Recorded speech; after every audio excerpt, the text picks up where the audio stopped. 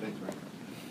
So as far as closing questions, more specifically, not just closing questions on the whole appointment, closing questions at the end of the presentation is what I really wanted to focus on because, and it's a great, it actually couldn't happen at a better time. Last night I actually went out with an associate of mine, a training associate, and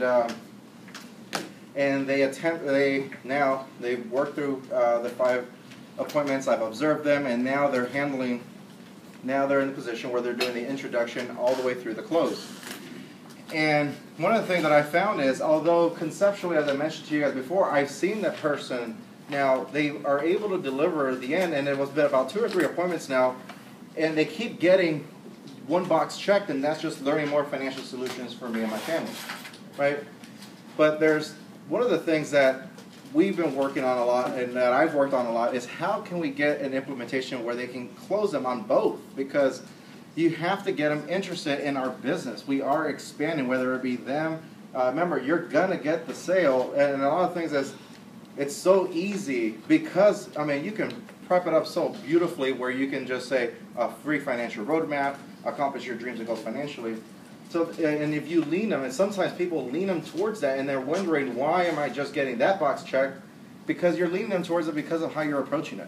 And that's what happened with my associate is the whole, they rush through the whole thing. They kind of get out of it. I call it running out of gas, right? Where you're when it comes to your presentation, where you've done the intro, you've done a beautiful intro, you share the information, which is the fluff, and then you get to the end, and you're so worried about your time because you're so caught up in 25, 30 minutes or 35 minutes that now you're rushing through the end, which is the part where you should slow down.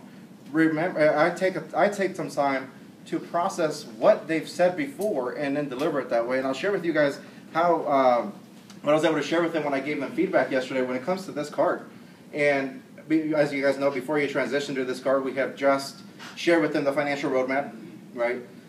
You show the whole roadmap, and one of the great questions I always ask is, especially towards the end. Remember, this is all about referrals. So the question I used to transition before I go here is I say, now that's an example of a financial roadmap. Let me ask you this question: can you think of any reason why somebody wouldn't want to have a financial roadmap that can show them how they can accomplish their dreams and goals? They said, no, not really. He said, don't you think everyone can benefit from that? They say, yes. And I said, that's exactly why I asked you in the beginning, who do you know that can benefit from what we do? I appreciate your time, but before we're done, let me share with you something that, let me share with you our business review card. I appreciate your time, but before I do that, there's 2 reasons for this card. The first reason is to track Anthony's training. Anthony's actually working with me. As I told you, he is training with myself. And Anthony, I wanted to make sure I keep track of at least who we've met with so I can keep track of his training. The second reason is because I need you to provide me with some feedback. But before I get there, let me share with you a story. Before we talk so much about what we do as a company, we talk about the roadmap, but one of the second things that we talked about was our expansion, and this is where you can help us. Right? There's so many things we can do for others, but this is how your role can play into helping Anthony and our business as we continue to expand in. And let me share with you where we are in the state of the industry. This is why we're expanding. Are you familiar with Bill Gates? Right. So then I transition into the Bill Gates story. Right. Don't just rush into it. Set it up. And I asked that. Well, let me take you back, Ryan. Ryan, let's say we're back in the 1980s, and you're walking down the street, and you're walking down Bill Gates' neighborhood, and you see a garage door pop up, and you see Bill Gates and a group of guys that are in there, and they're ready to launch this new company we today, of course, now know as Microsoft. Ryan, let me ask you this question. If of course, Bill Gates comes up to you and says, Ryan, me and a group of my friends are about to start this new business. We're super excited about it, and we have an empty chair. And I'd like to invite you to take part in what we're doing. Would you like to take that chair? Now, let me ask you this question. Ryan, if you, knowing what you know now about Microsoft, if you were to go back then and he were to ask you that question, would you take that chair? Yes, of course. Why would you take that chair? Because people made a lot of money then. You know exactly what happened and, of course, what Microsoft became today, right? Mm-hmm. And how huge that company is, and, of course, the wealth and everybody else that came because of that time. Well, guess what? The reason we're asking for who do you know that that would like to make an extra additional income or a career change is because that's exactly what's happening right now in our industry, which is why Anthony has come aboard Because right now we're in a time that's very unique in our industry, where we're in an industry where there's over $63 trillion in our industry today. And it's on the move. And we have uniquely positioned ourselves as Transamerica Financial Advisors to sit down with these families and uniquely position ourselves to capture the majority of this move, to make a difference for them, for those families that we serve, but more importantly for ourselves, like individuals like Anthony, individuals like yourself, or anybody you can think of that would like to make an additional $3,000 or $4,000 a month on a part-time basis, that would like to make a career shift, that would love to become financially independent, that would love to help others achieve their goals as well, and make a difference for their families. Now, I'm not sure if that's you. Ryan, you may love your job. And if you love it, that's fantastic. But if you're open, and you would like to make an extra $3,000 or $4,000 a month part-time, or you'd love to make a difference for families, or you just like to be able to make a career change because you may not be happy with where you are, and you want to do something great that you can be passionate about, that you can excel in, then I suggest you check that first box that says learning more about a career here with Transamerica Financial Advisors, and be part of history with our company. The second box says learning financial solutions for me and my family. Now, what is that? As I share this information, I know if you want to find ways where your family can retire on a tax-free basis, if you can look for ways where you can save some tax money on long-term income, or just get out of debt, or find a way where you can get your kids into college, get all these things that you want to accomplish that we talked about, if you yourself want to do that for your family, completely complimentary, it's completely exploratory for you to find out your family's options. Now you check that second box there. Now if you're interested in both, please check both, and I'd be more than happy to have that conversation with you. But I appreciate your time, and then of course I handed the pen, and I said, please take your time and fill out that card, provide me with that feedback, and then I'll be more than happy to answer any questions that you have. Now, but before you get started, and this is where I ask the third question, I also want you to start thinking who the people that you thought, throughout the presentation you were mentioning to me that everybody can benefit from knowing about how money works. You shared with me how many people can benefit from having a complimentary roadmap. You felt that our information is valuable, that people should know about. Those people that came to mind as you were telling me those things, please let us know who they are, because I'd like to be able to talk to them. Take some time, and please, I look forward to any questions that you may have. And I close it that way. Present it, like paint it, do something beautiful about this picture, because a lot of people don't just say, hey, does that make sense? I hope you guys caught some of those things, because paint it, and that's just one variation. Remember, it all depends on who you're talking to. Listen to their answers and give it back to them.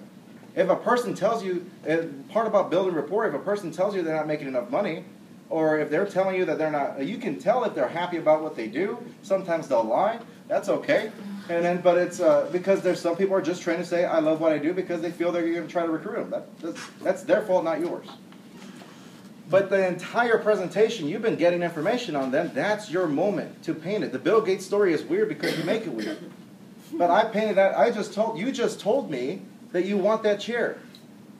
I didn't tell you we have that exact chair here. I told you that's exactly what's happening in this industry, and we're making history. Do you want to be a part of that? You just told me you want to be a part of that history. Don't miss this boat. But share it with them, whether they say they love helping people. If they're in customer service, or they're like nursing, or if they're in something where they help others, guess what? They love helping people. Put it in there. We do the same. Find out what they do. We do a lot of the any industry. There's certain traits and characteristics that fit our industry. Pick them. You know them, and throw it at them. They already have them. Now they're showing, hey, because you have these things, you can apply them here and be successful. But focus on that part. Paint the picture. I know for sure they're going to check the learning financial solutions part. For me, that's a no-brainer. My role is I need people in my business, because it's going to be a sale anyway. Because once you get them in, you want 1, 2, 3, or 10 or 15 referrals, or you want a top 25? All right, so that's the difference. And that's why it's important to understand you got to paint it in a certain way where they're going to want to find out more. Don't just, because if you just tell them the Bill Gates story and fluff it and just go, oh, great, would you take that chair today? Yes, I would. Fantastic. So if you want to know more, check that box. Many are like, oh, yeah, it makes sense, but many of you are doing it unconsciously. You're doing it that way. Throw it back. make a connection emotionally with them when you share these things. Same thing with the learning financial solutions, right? There are certain things that they said, if they have kids, you already know, throw college in there. If everybody wants to retire, I don't care, you're lying if you don't, in my mind anyway, and that's how I approach it. And so those kinds of things, throw it at them, hook them somehow to where they can connect. And that's how you pack up power when you close this thing. Don't take your time at this part of the presentation. If you're going to speak anything up, it better not be this. Because that's the last thing you want to rush. Because this is what's going to get you. That's the difference between getting a yes and a real commitment. And you want commitments of a person who genuinely wants to know more about that box that you just checked, not just a person who just checks it because you said it and it sounded good at the moment. Now, so I don't know if you have time for questions, but I hope you guys got something from that. But it's one thing to get something from it. I know some of you are recording it. Memorize it. Don't. Some of you are recording me right now. Don't memorize Edson's style. You just apply it your way. Everybody has an amazing style of how to deliver because you want to make it natural to you. And that's what I tell my team. My team doesn't have to sound like me. But I want them to share the same message and impact with their passion, their way of doing it. Because everybody has a great flavor of how to deliver the information. Just know the purpose behind it. So I hope that helped you guys. I hope you guys can start applying that way. Start painting the picture and start telling them what you want them to see. Our industry is so powerful. Our company's powerful. But tell them why they want to be with us as we go ahead and make history. Edson, if they have questions, go ahead. I'll okay. I'll take it in my 10 because I think it's too important. It's too important to the skill set. Am I going to make questions for Edson on this skill step, this part of it? When are you going to get that script written down? Yeah. we just videotaped it for YouTube. Subscribe to my YouTube channel. It'll be up there by the end of the weekend. Yes. As you said, do you initially slide them the referral sheet, or do you give them their own sheet for all the referrals on the back of that? Blank. I promise you this, you're not going to get 10 to 15. I'm not going to say, I promise you. I've seen people drop, well, Anthony got like 15 referrals off the ASAP. Me, in my experience, my strength in referrals is when I gather data. I tell them they're going to have 10 or 15 referrals and I get them. When I close, I get them. But I flip the back of the card because you'll probably get 2 or 3 in a moment, maybe 5. 2 to 5 usually, if you can get someone. And if you want to, I don't prick too hard right there if I get a strong commitment from them. The reason is I don't have, there's an expectation to ask for the referrals, but understand they just met you. They're more likely to refer to your friend than they are to you. If they just met you, but when they trust you, that's when you come back, that's when you gain trust. 10 or 15 referrals right in your hands if you ask them the right way to do the right thing for that family. So I set myself up. I talked to Mark about that because I wasn't getting a lot of referrals in the beginning, but I was telling Mark that I was averaging about 8 to 12, or maybe 8 to 15 referrals after I closed business because I expected them. I set it up then. And Mark says, play to your strength. Play to your strength. And everybody has their own strengths of how to get referrals. That's mine. After I close them, I get over 8 referrals. That's my expectation. So, but in this one, especially if they made a comment, one thing I tell my trainees, if I hear a name, you know, sometimes when you're talking in the ASAP appointment, and they say, oh man, Julie would be, she'd love to hear this. Boom. I tell my trainee, you better write Julie's name down. And at the end, my trainee knows to remind me about Julie, and I say, do you mind if I get Julie's contact information? Are you sure she can benefit from this? Listen, they'll tell you names, and they'll give each other looks sometimes, and they'll drop a name. Write them down. If you don't, you'll miss it. So, yes. One question that I have, and when you're out training, and they're supposed to be taking copious notes, do we have an outline for them to fill in so they know that they're checking you and you're checking them? Yes. It's my responsibility, yes. Great question, Steph. An outline too. Say that one more time. An outline as far as what are the steps of the process that we want them paying attention to so they can take notes. And then when we are then watching them do the presentation, we should have that same checklist outline going, did they hit step 1? Did they hit step 2? Did they hit step 3? That's on me and the leadership team. We're going to get that squared away. We have a leadership meeting at the end of the month. We're going to try and get that ironed out. I have something else to share Please. with you and Jenny also. Please. So that's so one of the things is I don't have a script, but as I shared the last Field Trainer Summit, there are certain expectations per appointment that I tell my new trainees to look for. But if a script would be awesome, actually. That'd be perfect. Any other? Yes. I just have a comment, Yes. not a question. Thank you, because I think what you're speaking on right now, not I think I know, hits home for me when it comes to doing pop buys and really strengthening this part of the presentation, getting through what we do and who we work with. All that's great and grand, but polishing this, and so thank you so much for just outlining that. I'll be definitely looking for that. But thank you so much. Awesome. And I appreciate that, and understand this is from mistakes I made. So because that's what this game is about. Because I've made that whole falling forward thing, I fell forward here. The reason I do this in field training stuff is because you don't have to. That's the cool thing about our hierarchy. You know how cool, I've been here for 3 years, and they say it's changed in the last 10 years or since Christopher's been here. I know it's changed. Where our hierarchy is heading right now in the last 3 years is awesome, and for me to share that stuff is because I know how it is to not pack a punch and just get a box checked and keep getting rescheduled and never coming back. Yeah. But I've learned how to overcome that by developing and growing myself. Not this, not the presentation, myself, my confidence, my delivery. It's not the presentation's fault. It's our ability to do that, and that's us. That's a personality thing. It's not personality driven, but you have to personally grow and build your confidence to deliver it the right way. I do 100% believe in personal development and doing it the right way then. But yes, Isabel. Referral, do you frame the client that they need to call them first? Oh yeah, all the time. I would never walk, if you walk away without letting the client be able to connect with them before, you pretty much just shot yourself in the foot. You drop your percentage of even getting that person in front of you dramatically. I can't give you a percentage, just dramatically. And you tell them exactly what to say. That the Field Training Summit before, they shared those four sheets, the 4 things to say.